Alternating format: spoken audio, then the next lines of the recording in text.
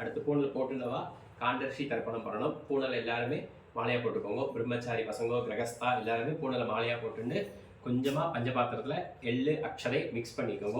போட்டுட்டு தர்ப்பணம் எப்படி பண்ணுறோமோ இப்படி எல்லாரும் பண்ணணும். சரியா சொல்லிக்கோங்க.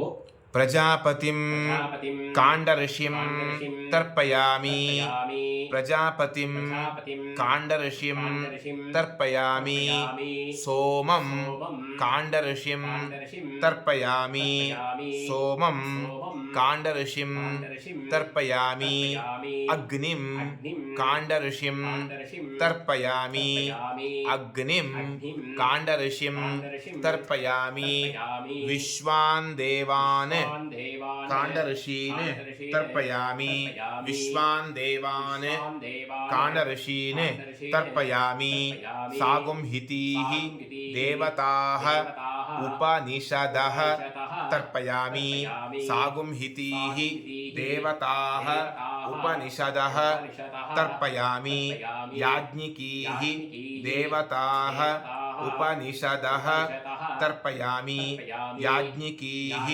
देवताः उपनिषदः तर्पयामि वारुणीः देवताः उपनिषदः तर्पयामि वारुणीः देवताः उपनिषदः तर्पयामि ब्रह्माणं स्वयंभुवं तर्पयामि ब्रह्माणं स्वयंभुवं तर्पयामि सदसस्पतिं तर्पयामि सदसस्पतिं तर्पयामि.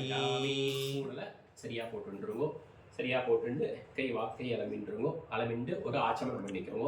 பவித்திரத்தை ஊத்து காதுல வச்சுருங்க. அச்சுதாய நமஹ அனந்தாய நமஹ கோவிந்தாய நமஹ नारायण माधव गोविंद विष्णु मधुसूदन त्रिविक्रम वामन श्रीधर ऋषिकेश पद्मनाभ दामोदर. காண்டர்ஷி தர்ப்பணம் முடிஞ்சது. அடுத்தது வேதாரம்பம். மறுபடியும் அந்த பவித்திரத்தை மோதிர விரல்ல போட்டுக்கோங்க. போட்டுட்டு பூனெல்லாம் சரியா போட்டுருக்கலாம் பார்த்துட்டு இது பண்ணிக்கோங்க. அடுத்து இப்போ வேதாரம்பம். संकल्पम कुटिकमो शुक्लांबरधरं विष्णुं शशिवर्णं चतुर्भुजं प्रसन्नवदनं ध्यायेत् सर्वविघ्न उपशान्तये. எல்லாரும் பிராணாயாமம் பண்ணிக்கோங்க. ஓம் பூஹு பண்ணிட்டு வலது கால் தொட்டுட்டு இடதுகை கீழே வலதுகை மேலே வச்சு மந்திரத்தை சொல்லிக்கோங்க. மமோபாத்த சமஸ்த दुरित क्षयद्वारा श्री परमेश्वर प्रीत्यर्थं श्रावण्यां पौर्णमास्यायां अध्याय उपाकर्मणि वेदारंभं करिष्ये. श्रावण्यां पौर्णमास्यायां अध्याय उपाकर्मणि वेदारंभं करिष्ये. கையை அலமிக்கோங்க. அலமிட்டு மந்திரத்தை சொல்லுங்க. பிரார்த்தனை பண்ணிட்டே சொல்லுங்களோ. हरिः ओम हरिः ओम इषेत्वा ऊर्जेत्वा वायवस्थ उपायवस्थ देवो वः सविता प्रार्पयतु श्रेष्ठतमाय कर्मणे. हरिः ओम यज्ञस्य घोषधसि प्रत्युष्टं रक्षः प्रत्युष्टाः अरातयः प्रेयमगात् द्विषणा. हरिः ओम शुन्धत्वं दैव्याय कर्मणे देव यज्ञायै मातः विश्वनः. हरिः ओम ब्रह्म संधत्तं तन्मे जिन्वतं क्षत्रं संधत्तं तन्मे जिन्वतं इशं संधत्तं ताम्मे जिन्वतं ऊर्जं संधत्तं ताम्मे जिन्वतं.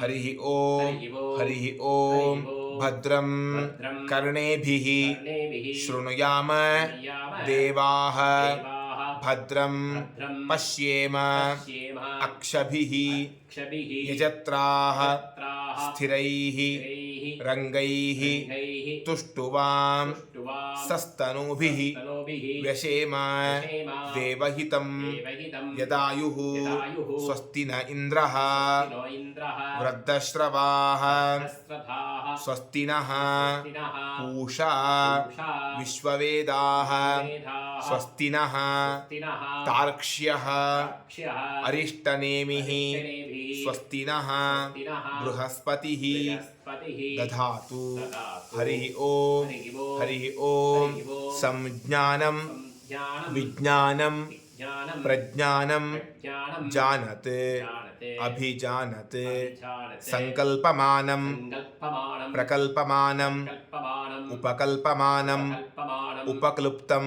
उपक्लुप्तं क्लुप्तं क्लुप्तं श्रेयः श्रेयः वसीयः वसीयः आयत् आयते सम्भूतं सम्भूतं भूतं भूतं चित्रः चित्रः केतुः केतुः प्रभान् प्रभान् आभान् आभान् सम्भान् सम्भान् ज्योतिष्मान् ज्योतिष्मान् तेजस्वान् तेजस्वान् आतपन् आत्तपन् तपन् तपन् अभितपन् तपन् रोचनः रोचनः रोचमानः रोचमानः शोभनः शोभनः शोभमानः शोभमानः कल्याणः कल्याणः हरिः ॐ हरिः ॐ प्रसुग्मन्ता बन्धा धियासानस्य यदासस्य सक्षणी क्षणी वरेभिः वरेभिः वरान् वरान् अभि अभि सुप्रसीदत प्रदीतता हरिः ॐ हरिः ॐ अग्निमीळे अग्निमीळे पुरोहितं पुरोहितं यज्ञस्य यस्य देवं देवं ऋत्विजं द्विजं होतारं तारं रत्नधातमं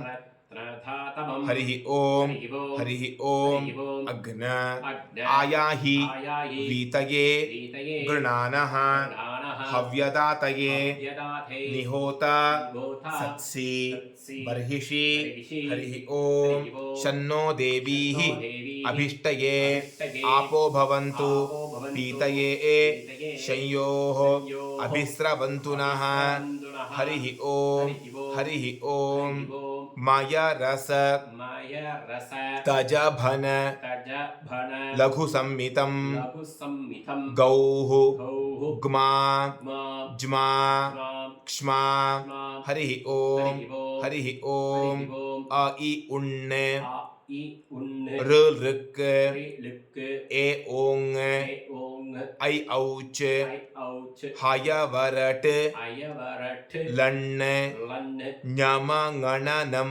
ज्ञानमघन् जभङ्ग दभङ्ग घटदश्य घटधस्य जबगडदश्य जबगडधस्य कफछठथ कपचठथ चटतौ चटथौ कपै कपैः शशसर् शाशासर् हल् हल् इति इति माहेश्वराणि ईश्वराणि सूत्राणि सूत्राणि हरिः ॐ हरिः ॐ ॐ ब्राह्मण ब्राह्मण क्षत्रिय क्षत्रिय वैश्य वैश्य शूद्राः शूद्राः चत्वारः चत्वारः वर्णाः वर्णाः हरिः ॐ हरिः ॐ अथ कर्माणि कर्माणि आचारात् आचारात् यानि यानि गृह्णन्ते गृह्णन्ते हरिः ॐ हरिः ॐ अथ शिक्षां अथ शिक्षा प्रवक्ष्यामि प्रवक्ष्यामि पाणिनीयं पाणिनीयं मतं यथा मतं यथा हरिः ॐ हरिः ॐ हरिः ॐ अथातः अथातः धर्मजिज्ञासा धर्मजिज्ञासा हरिः ॐ हरिः ॐ अथातः ब्रह्मजिज्ञासा हरिः ॐ हरिः ॐ नमो ब्रह्मणे नमो अस्तु अग्नये नमः पृथिव्यै नम ओषधीभ्यः नमो वाचे नमो वाचस्पतये नमो विष्णवे बृहते करोमि ॐ नमो ब्रह्मणे नमो अस्तु अग्नये नमः पृथिव्यै नम ओषधीभ्यः नमो वाचे नमो वाचस्पतये नमो विष्णवे बृहते करोमि ॐ नमो ब्रह्मणे नमो अस्तु अग्नये नमः पृथिव्यै प्रकृतिभ्यै नम ओषधीभ्यः नमो वाचे नमो वाचस्पतये नमो विष्णवे बृहते करोमि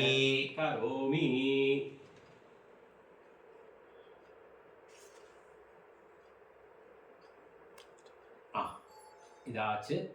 வேதாரம்பம் முடிஞ்சதுக்கப்புறம் கையில் போட்டுருக்கிற பவித்திரத்தை முடிச்ச ஊற்றுருங்க. முடிச்ச ஊற்று உங்களுக்கு வடக்கு பாகத்தில் போட்டுண்டு கை ஆரம்பிக்கோங்க. கை ஆரம்பிட்டு ஆச்சமனம் பண்ணிக்கோங்க. अच्युताय नमः அச்சுதாய நமஹ अनन्ताय नमः அனந்தாய நமஹ गोविन्दाय नमः கோவிந்தாய நமஹ शब नारायण माधव गोविन्द विष्णु मधुसूदन त्रिविक्रम वामन श्रीधर ऋषिकेश पद्मनाभ दामोदर. அங்கே வந்து சந்தன குங்குமம் இருக்கும். சந்தன குங்குமம் எடுத்து நெத்தியில் வச்சுக்கோங்க. அந்த பூனல் பிரம்ம முடிச்சிலையும் சந்தன குங்குமம் தடவிண்டு கையில் வெத்தலை பாக்கு வச்சுக்கோங்க. வெத்தலை பாக்கு வச்சுட்டு தீர்த்தம் ஊற்றிட்டு மந்திரத்தை சொல்லிக்கோங்க.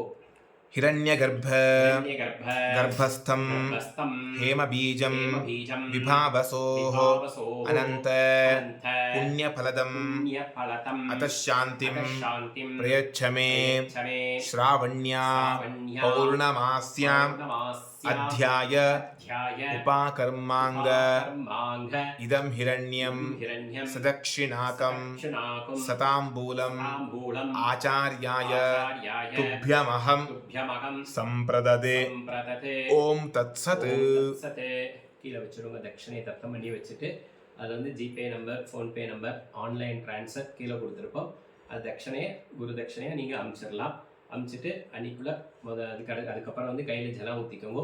कायेन वाचा मनसेन्द्रियैर्वा बुद्ध्यात्मना वा प्रकृते स्वभावात् करोमि यद्यत् सकलं परस्मै नारायणायेति समर्पयामि मया कृतम् इदं कर्म ओम तत्सत् ब्रह्मार्पणमस्तु.